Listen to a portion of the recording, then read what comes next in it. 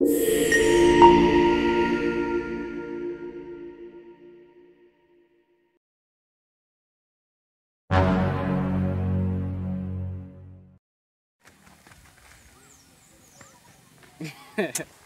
signara.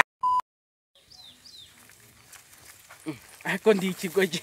Ako bintu dukina kunaro ubwo sumurere wakwica umuntu. Sike. Pu. Awe. Nacyo.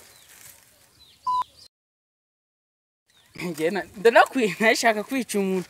Ariko koko abantu ibintu bazanye ni byinshi. Buri ibintu umuntu yayi umuntu urani yahita apfa. Shawe ariko nyine ndanakwica.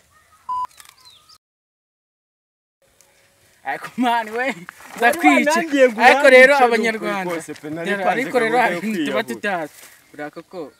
Ariko nawe rero ibintu bigina none hano. Ibintu zikora ndiri. Ariko ziko ndaza kurya.